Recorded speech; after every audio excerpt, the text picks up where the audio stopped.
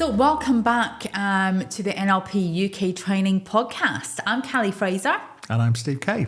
So today we're going to be really exploring why we see the world the way that we do. Okay.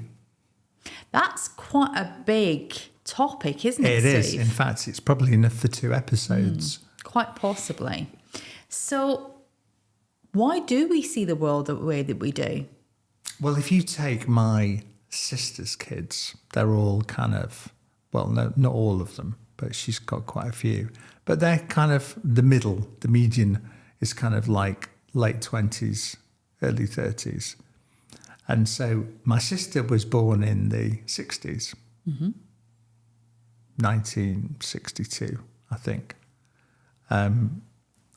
And our mum was born in 1935.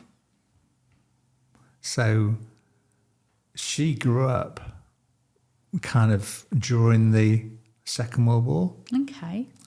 when rationing was around, and rationing stayed around till like 1956, 57. So my sister would have heard my mum saying, "Eat everything on your plate, Anne. Oh, that sounds familiar. Eat everything on your plate. Don't waste anything. What about the poor children who haven't got any food?" kind of thing. And so Anne would probably say the same things to her girls when they were growing up, and her lads when they're growing up. So make sure you eat everything on your plate. Don't waste anything. So do you think that was because of the whole situation in the war where food was really scarce? Yeah. Yeah. And that influenced how they're seeing life. And So it becomes a value, doesn't it? It becomes a okay. value. So your values are formed when you're very little. In fact, I was reading a book that you bought me for Christmas, and it was by Lisa Feldman Barrett. And she said, like, you know, when you see, like on the TV, and a foal's born, it can pretty well stand up on 4 legs within about an hour, can't it? Whereas a baby is can't do anything for the Very first... helpless. Helpless, yeah. Has to be fed and changed and looked after. And what she was saying is that babies are created where the design and development is very much left to the carers or parents, which is a bit of a problem for some people who aren't very good at it or don't love them very much, and or who don't look after them. And she said that babies are born with twice as many neuron connections as they need in adult life. And they go through a process of tuning and pruning, so that a baby being born in the human race, God, this is getting heavy, can fit into any environment in the world. And the design and development is left up to the parents and carers to tune and prune it, to shape it to the life it's going to have in that part of the world where it grows up.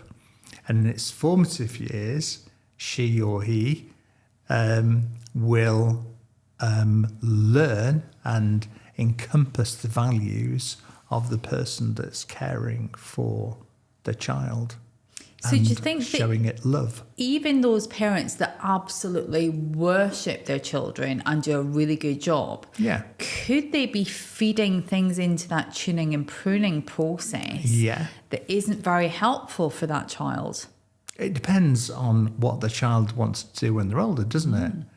I mean, if a child goes to, a top school in the country, the parents will have paid for that, and there will be an expectation on that child from a very young age that that's the way the world is. You go to a private school now, you'll do this, you'll do that. Then when you go to university, after you've been to university, you will have a choice about what you should do. For example, you might go into banking, or you might go into business, or you might go into politics.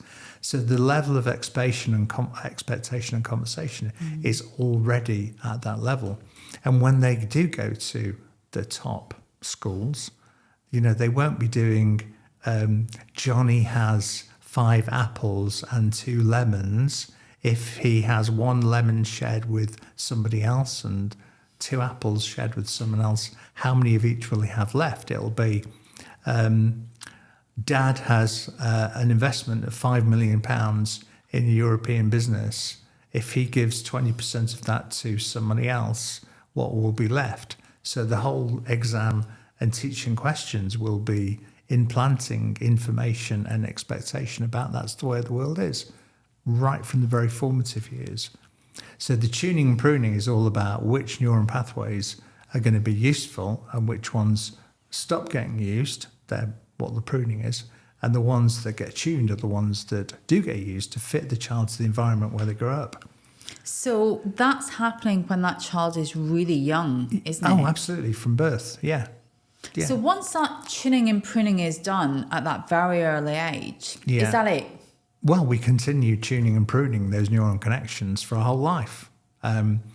So if we stop doing something like mathematics, or if we stop using a certain skill, then some of those neuron connections can disappear. Whereas if we do new things, new neuron connections build up and we get new developing neurology, like riding a bike. Once you start learning how to balance, then new neuron connections get built up, and we'll always have that. And the old way of thinking was that, once those connections were set, that was it. Yeah. But that thinking's changed, hasn't it? Yeah. But a very simple way of putting it is all our values, all our beliefs are held in what Richard Wilkins calls your script. Now, in NLP, we might call it the model of the world or your schema. But essentially, we read from the script because that contains all our values and belief system that has been fed to us from when we're very young. So we may still now feel, my sister may still now go to a buffet somewhere, see food being left and think, oh, I better have another sandwich. I'm not saying she would, but she could still have that. I know when we put on events and there's food, at a live event and we paid for it and there's like some left, I'm like going around to the delegates saying, go and help yourself some more. You don't want to waste it. I don't say you don't want to waste it, but that's what I mean. Yeah. That's where it comes from. So all our values and beliefs and the way we see the world comes from our script. So if we haven't got something in our script, like I was lucky because my dad bought a business when he was 30, 32, 31. So I'd kind of already seen somebody running their own business. Dad had a job in a company car. And then one day he came back in, and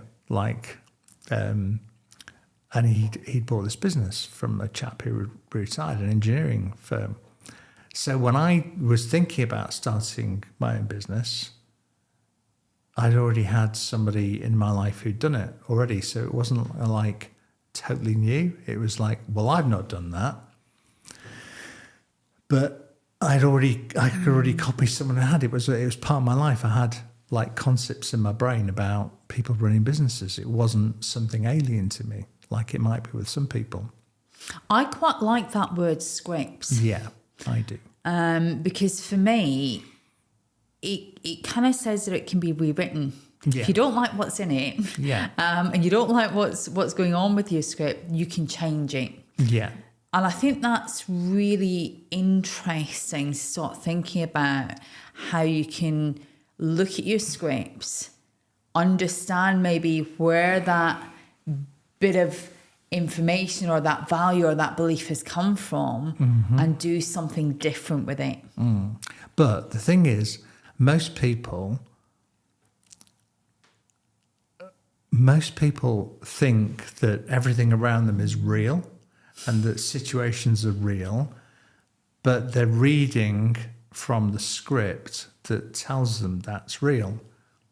And someone else, like if you have a meeting at work and you've got 10 people in the meeting, you've got 10 different scripts, all with their own realities, that are all seeing things from their own script, which is why you get disagreements. You don't need things like Belbin to tell you that. They've all got different scripts. But the thing is that every script is true to that person. they don't know any different or any other way. So in one episode, you were talking about if you run your own business. If I haven't got that in my script, that's completely alien to me. If I earn a certain amount of money for my salary and I see someone else who earns 3 times as much, my script won't know how to do what they're doing and how to get what they're getting, because my values and belief system won't have that in it. Unless I learn how to do that, and that's where coaching can come in, because that can challenge your script, can't it? Absolutely. Sometimes we need that outside person to just ask us that question that we wouldn't even think about asking ourselves, that will just make us look at our script a little bit differently. I, even as a coach myself, I find it very useful to have someone else ask me those questions, because you're running these habits and patterns unconsciously from your script, and you don't often you just don't see it for yourself. So it might be that I say something to you, and you'll just ask me that little challenging question that will make me stop in my tracks and go, "Oh, I hadn't thought of it like that before." And true coaching isn't about making suggestions, because that's about applying your own script onto someone else and thinking, well, I know what they should be doing. They should be doing this. Well, that's really, that's not coaching at all. No. That's about mentoring or facilitating or something like that. But coaching really isn't about that, is it? No.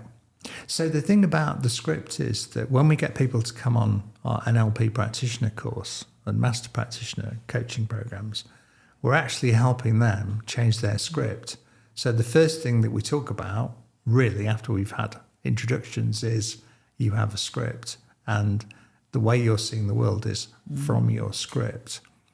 And actually, we don't see the world like through 2 television cameras. According to neuroscience, we actually are throwing out predictions about what's going on in the world. So, when you meet somebody and you always see someone in a group and you think, oh, she looks just like Kate. And then the next day, and you think it's Kate in the room, because your script has got concepts of what Kate looks like. So you project out onto this other person that it's just like Kate, spitting image. But then the next day, the woman comes back in and she's got her hair tied differently and she looks nothing like your mate Kate. Or you see someone in the street and you're throwing out projections, and because that's the way your brain works, throws out projections of what's already inside.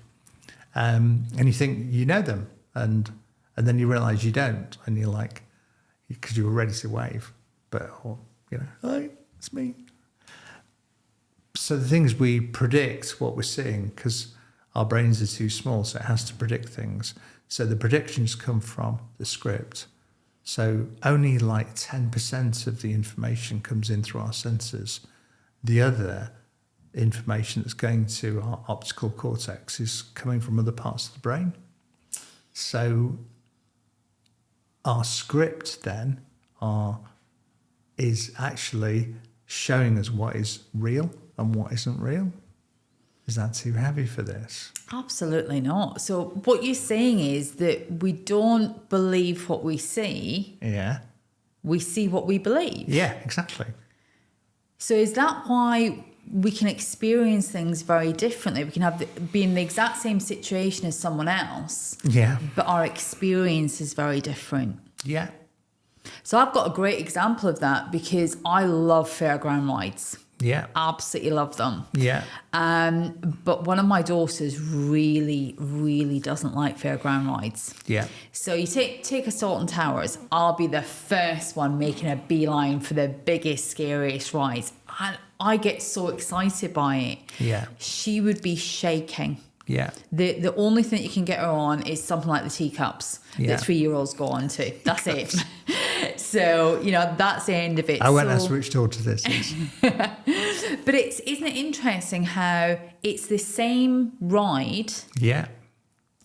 But my experience is completely different from her experience. Yeah. And what most of us don't realise is the experience is coming from inside. So it's not about the ride. No. It's about how we're thinking about the fairground ride. Yeah. In the same way that if I'm walking a Smurch Cocker Spaniel and somebody goes past in a car and I think he's driving a bit quick, whatever speed he's doing, if he's quite close to the pavement and it feels like he's driving quick, that's coming from my experience. It's not coming from the actual speed he's driving at. So you're saying that it could actually be within the speed limit, but it will feel fast to you? Yeah, because it's quite close, or because the car's got a louder engine or something. But my experience of that is coming from within. So how can that, just knowing about your script, how can that help someone? Because if you know that your script is just based on what you've learned since you were born, and it's like, here's the way life works, then once we recognize that I'm not seeing, what I'm seeing is not real, it's based on my script, then we're more likely to be able to change it. So if my script says, you'll go to university, you'll get a good job, blue chip organisation, blah, blah, blah. If my script says that, then that will be the way I see the world. But if one day I decide I want to stop doing that, and I've always enjoyed doing art, I've always enjoyed painting, well, do you know what? I'm going to give it a go. And I start doing painting, and someone says, that's really good. Then my script will start saying, actually, you're quite good at this. Why don't you do some more? Or you were talking about being self-employed, having your own business. You could start off by saying your script tells you there's not much business out there. That nobody, we've had people saying, we had somebody the other month, and they said, nobody in Yorkshire likes spending any money. She'll get me for this. She will. Nobody in Yorkshire likes spending any money. 10 days into the course, she sold a breakthrough day for £1,900 with a coaching client. And that effectively changed how she thought. But they weren't there. Nobody in Yorkshire spends money. Nobody in Yorkshire likes spending money. But how interesting that client liked spending nearly £2,000 on a breakthrough day with her. Yeah. So it's when you take action and you see a different result that builds that neurology, doesn't it? Yeah. But also, if you realise that the reality is your own reality, then it's more easy to take a bit of a risk. And if you, because at the moment we're all seeing the room the way it's coming from our experience, yeah. And how we see it is coming from our script. So if we can realise and recognise that it's coming from inside, then we're more likely to step out of our comfort zone and try and do something else, or like she did, quote a higher price, expecting them to haggle, which they didn't. And you can do that too. So I think it's realising that the experience is coming from inside and that our script is what we're reading from. We can start being a script writer as well as a script reader. And I think that's very empowering. It is. This is something that I, when I'm coaching, this is something that quite often I will share with my coaching clients, especially when they feel like things are out of their control. Yeah. Once you realise that it's actually coming from you, then that puts all the responsibility and all the power within you. Yeah. And quite often it's like a light bulb moment for people. Yeah. And they can see, well, actually, if I'm not getting the result that I want to get, if I'm not getting what I need from my life, my career, or whatever it might be, I can do something different. I can create that new reality. Yeah. But let's go back a little bit, because everybody knows what perception is. Oh, it's just your perception. It's just my perception. And everybody gets it at an intellectual level. You know, do you remember seeing a picture of an old lady, and then if you look at it another way, you see a young lady? Yeah.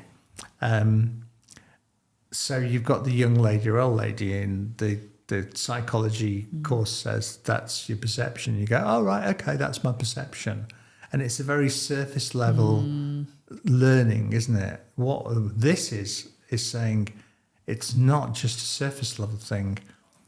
It's your whole reality. The way you're experiencing what's going on is based on your script and your value system and beliefs. And if you can change or challenge that, then your reality will change at the same time. Like the woman who was selling the breakthrough day of coaching, suddenly her reality changed. And guess what? There's more of those out there that they didn't see before. And we've had loads of people who've come on our course, haven't we, where they say, nobody wants to spend any money on coaching, blah, blah, blah. There's no coaching clients out there right now. And that comes from their script, because they've lived in an area where there was a very industrial area or an ex-mining community or something like that, where the script that's been fed to them has been, you will go to work, you will work for somebody else, you will get a job, then one day you will retire and be grateful for it, like your granddad did and his dad. Whereas now everyone's like, everything's changed and people are expecting different things and the whole values have shifted, you know. And I think it's really interesting to look at younger people coming into the workplace. Yeah. Because actually how they experience the world of work is very, very different from when you and I first went to work, because we're cracking on a little bit now, aren't we, Steve? So, you know, the difference now, you know, was very much a job for life. Yeah. Get into a good company where you've got that stability and that security. Work hard. You might keep get your head promotion. Down. Yeah, keep your head down, work hard. You'll get that promotion if you're there long enough. Yeah. Whereas I think younger people now, they're very much, if their experience isn't the way they want it to be, they won't wait for the gold watch. No. They won't wait for the promotion. No. They will move. Yeah. And that, I think that move started in the 1980s, 1990s. And I think it's shifted even further. Yeah. So some people are even questioning their whole employment model. You know, they're saying, well, what's this? Who invented this word employment? Who invented this word salary? Who invented this word employer? Where does it come from? Because it didn't exist 500 years ago. It only started existing in like when we started having Victorian factories. People used to go and work to earn money in the fields or grow their own. They'd get up when the sun came up and they'd go to bed when the sun went down and exist that way. And then suddenly this model came along of the factory owner and employing people. And so they created the schools so the kids could go to learn how to, when the bell goes, you stand up in a line and you walk and you do this and you do that. And that God created the earth, and he created the earth in 6 days, and on the seventh day, he had a rest. Bit of a clue there, guys. You work 6 days, you get your Sunday off.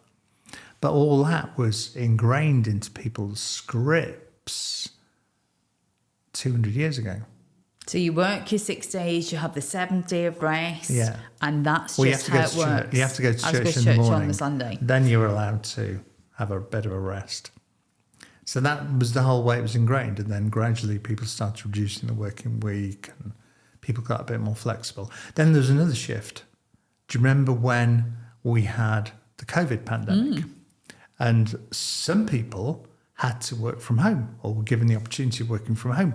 Good job it happened when people had lots of personal computers, or organisations were very easily able to set people up with laptops, and and they were able to work from home. And guess what? When it was time to go back to work, some people said, well, actually, I'm quite enjoying this flexibility. And a lot of the managers were saying, yeah, it's okay. It works really well. It works well for me because I have calls with them. I meet up with them on a Friday. We monitor and measure output and effectiveness rather than presenteeism.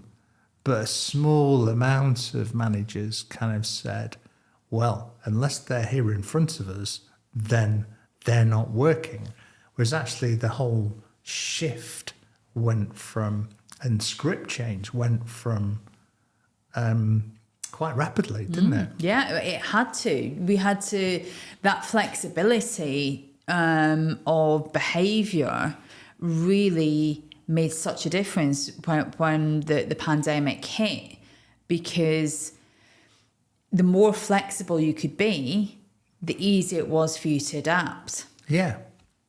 In fact, we found that people completed qualifications quicker because we had regular Microsoft Teams meetings with them when they're in different parts of the country, so they could get together on a 2-hour Teams meeting and be in the room with us, and we could help them with where they're up to. So it shifted dramatically. So a lot of people's scripts changed very rapidly. So things can happen in that wider environment, like a pandemic or a world war, whatever it might be. Yeah. And that event can change a whole generation's script. Yeah, it can shift massively. And if you look back in history of the human race, there's been these shifts in what we believe in, like believing the sun doesn't revolve around the earth. That was a big shift. Believing that the earth's flat, that was a big shift that enabled, once that belief went, like the 4-minute mile, as soon as the 4-minute mile was broken, lots of other people beat the 4-minute mile. That nobody said. They said Roger Bannister's heart would explode and stuff like that, but it didn't. So back to your script contains all your beliefs, all your values, and it's the way you see the world. It's what throws out those projections.